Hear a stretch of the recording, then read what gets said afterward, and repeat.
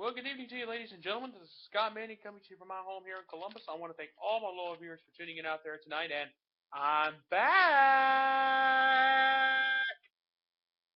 Well, I'm just going to go ahead and just jump right into it. This is my audience participation show. I want to thank all the people who participated this time around. I'm going to keep doing these shows because I think I'm going to get some good positive feedback for some stories they once told here tonight. And I'm just glad to have all of you here with me tonight, and I'm just going to go and just jump right into it. The first story is from my Aunt Joanne. She lives in Crooksville, though. I got a story. She told me something that Michael Sam got let go from the Cowboys practice squad last night, or actually yesterday. She told me about that, and I found out this morning. I looked at it like this. I just cannot believe that the Cowboys. Now, Michael Sam faded away into a practice squad like most practice squad players do. Okay, he should have been brought up from the 53-man roster because the Cowboys only have 6 sacks the entire season. And they let him go for a linebacker? Hard to believe. But we'll have to wait and see what happens. We'll have to wait and see what happens with Michael Sam. I think it's wrong. I think the Cowboys should have given him a chance to play to see what would have really happened. I think this was a bad move for the Cowboys. They could have used him on the 53-man roster. I think he could have gotten the job done. And I think the Cowboys need some defensive help. Now, they're doing great, grant you, right now. But I would have brought up Michael Sam and given him a chance to play. And I'm going to tell you right now, for all you Cowboys fans, I think there's a lot of them out there that will probably agree with me on this. I think basically what happened was Michael Sam didn't get a fair shot. I really do. I really believe that. But we'll have to wait and see what happens down the road. We still got the season to come, and we'll have to wait and see what happens from there. Now, I got another one from my Uncle Jim. He lives in Zanesville as well. And I got a lot of my family helping me out. I got a couple friends here helping me out tonight. He wants to know, and here's the question he asked me. Is it okay for pitchers to be named MVP since they have the Cy Young? To be honest with you, I'm 50-50 on that. I'm going to say yes because if they can bring the team back from where they were, okay, and I get that, but they have the Cy Young Award. So I think the MVP award should go to a position player. I really do, because there's a lot of position guys who really did well. Now, Clayton Kershaw had an MVP season. But here's the thing. Everybody tried to compare him to Sandy Koufax. So I think for now I am going to say no. I think the MVP award should go to a position player because there was a lot of guys that came back. A lot of guys that did some offensive damage during the regular season. And look at what there's a couple of them that come to my mind. I just can't think their names off the top of my head. So I'm going to say no. I don't think it's okay for a pitcher to be named NL MVP because the problem is if these pitchers have an outstanding season, they'll get compared to somebody else, and then all of a sudden, look at Clayton Kershaw. They were all comparing him to Sandy Koufax during the regular season. What happens? They lost in 4 games with the St. Louis Cardinals in the League Division Series. So that's my take on that question. And I think right now, I think the MVP award should go to a position player, in my honest opinion. Because there's a lot of offensive guys that did a lot of offensive damage. So that's how I feel, and that, my friends, is my take. Now, my Aunt Sherry, she also is a Zanesvillian. She's from Zanesville. She wanted us to know my Super Bowl predictions and the most surprising teams and the most disappointing team in the NFL this season. Now, Super Bowl prediction, it's way early to be thinking about that.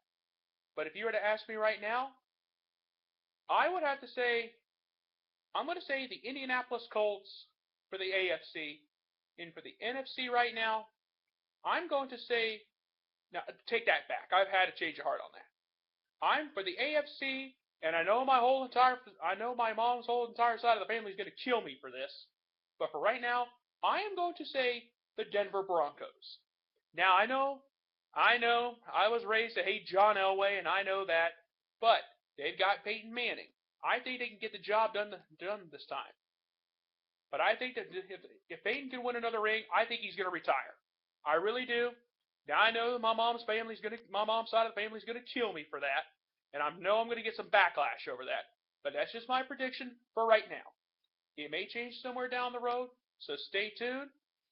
For the NFC, my Super Bowl prediction for the NFC, the Dallas Cowboys. Despite only having 6 sacks during the regular season, the Cowboys are right up there. I would love to see a Dallas-Denver Super Bowl. I really do. That's my prediction for now. I'm going to stick with that, and we'll have to wait and see what happens down the road. And she also wanted to know my most surprising team in the NFL. Right now, I'm going to say the Cleveland Browns. Cleveland has surprised me. They beat the Super Bowl champion. They beat the Pittsburgh Steelers a couple of weeks back. I mean, they humiliated Pittsburgh in Cleveland, and that was the most beautiful thing I've ever seen in my entire life. That was great. I loved it. Now, despite they lost to Jacksonville, and Jacksonville got their first win of the season courtesy of Cleveland, the Browns have been a surprise team so far. The whole NFC North, except for Pittsburgh. I think, actually take that back. I think the entire NFC North is going to be a surprise. You might want to take them seriously, everybody. You heard it here first, and the bottom line is, of all the teams in the National Football League that has been the most surprising, I got to say the Cleveland Browns. I really do mean that from the bottom of my heart, and I really do mean that because I think the Browns may go somewhere. But like I said, we're coming up close to the midpoint of the season. We'll have to wait and see what happens down the road, but the Browns have been a really pleasant surprise. And the most disappointing team so far in the NFL is the reigning Super Bowl champion Seattle Seahawks. I saw highlights of that Rams-Seahawks game when Seattle was just making dumb mistake after dumb mistakes. The mistakes they made, some of those ball games they won last year, when they were down and out, they couldn't win. Look what Dallas did. Look how the Cowboys came back against Seattle a couple of weeks back. I saw that game, and I saw a few things in that ball game that would have made Pete Carroll. No wonder Pete Carroll's pulling his hair out because of the way that they've played so far during the regular season. We'll have to wait and see what happens down the road. But the most disappointing team is the reigning Super Bowl champion Seattle Seahawks. Everybody's saying, oh, they got a target on their back because they're the reigning champs. But to lose some of those games the way they have lost them this year, last year, they would have won some of those games the way they've been giving them away. So that's my take. So the surprising team was the Cleveland Browns. My disappointing team is the Seattle Seahawks. And I'm going to tell you right now, folks, this has been great so far. Now, and that's how my take on it. Now, my sister actually participated. She wants to know my opinion in the chase for the Cup. After last Sunday's race at Talladega, Brad Keselowski earned his way into the eliminator round in the chase for the Cup. He had to win that race, literally. I've never seen everybody driving Talladega so wild and so willy. But that's not the best part. The best part is Jimmy Johnson and Dale Earnhardt Jr. being eliminated. Oh, that was sweet to the bone. But there are 8 drivers left with a shot at the Cup, and they are, and I love the parity in this, and I think it's wonderful. We got 3 Fords, 3 Chevrolets, 2 Toyotas in the chase for the Cup. The 3 Chevrolet drivers are Ryan Newman, Jeff Gordon, and old happy Kevin Harvick. The 3 Ford drivers are Brad Keselowski, Joey Logano, the 2 Penske's, and then you have the Roush Ford of Carl Edwards. The 2 Toyota drivers are Denny Hamlin is one, and I'm not sure who the other one is. I can't think of him off the top of my head, but I love the parity. It's going to be a great battle for the Cup. We'll have to wait and see what happens. They go to Martinsville next week. They go from the world's fastest racetrack called Talladega to the shortest, slowest track on the circuit of Martinsville. We'll have to wait and see what happens down the road. I think this chase for the Cup is going to be something worthwhile. Now I got a couple of stories on my own. Since this is you guys are participating now, you're going to get some participation from me. A little bit ago, I just found out a story. The University of North Carolina is in way deep hot water. 3,100 students. It has been confirmed by the University of North Carolina. 3,100 students have been caught in the middle of a cheating scandal, which dates back almost 20 years. Remember back in '93 when they won the national championship? The government, a government agent, or what, I don't remember who it was, they've also said that 3,100 students got caught in the middle of a scandal with the University of North Carolina. However, it dates back 21 years, all the way back to their national championship team. Basically, all they had to do was turn in all their assignments at the end of the school year. And there were some classes that an academic officer said that they gave them credit for it, that the classes didn't even exist. So it sounds to me like there's been some favors. Somebody's been giving somebody's out some favors to me. It sounds to me, that's how it sounds right now. But you know what? We're going to let this play out. I'm not going to go address that anymore until I get some more information. And that's just how I feel about that right now. Also, too, what about all the craziness in college football? 2 weeks ago, 8 of the top 10 teams went down during Upset Saturday. And I mean, I can't believe Mississippi State is the #1 team in the country. 4 of the top 5 in this year's college football poll this week are from the SEC, and all of them are from the West. Mississippi State, Ole Miss, Auburn, and Alabama. Now, I'm going to say this, folks. This year, now we already know that the Iron Bowl is going to matter. But, listen to this. The Egg Bowl may matter between Ole Miss and Mississippi State. I think there's like a golden egg up for grabs or something, like a trophy or something. I don't know what it is. But you know what? Forget that. I would say there's a possibility that one of those 4 teams is going to go play in the SEC championship game. We're going to have to wait how the season fans out. Folks, it's going to be wild. And I mean, if you tell me, could you believe, if somebody were to tell me that Ole Miss or Mississippi State were going to be undefeated going this far into the season, if somebody would have predicted that, I would have had some swampland in Florida to sell you. But you know what? We're going to have to wait and see how it plays out. We still got some games left. We still got a ways to go. And Ohio State, despite losing to, at the time, unranked Virginia Tech, they dropped from 8 to 22. Now all of a sudden they're making a comeback. This week we got Illinois. It's either Illinois or Penn State. Now those two, we're gonna play. We got Penn State this week. I just remembered that. We got Penn State. We got Illinois, and then we got the big one, folks, against Michigan State. That's the one that scares me, because you better believe Michigan State's going to be ready to play.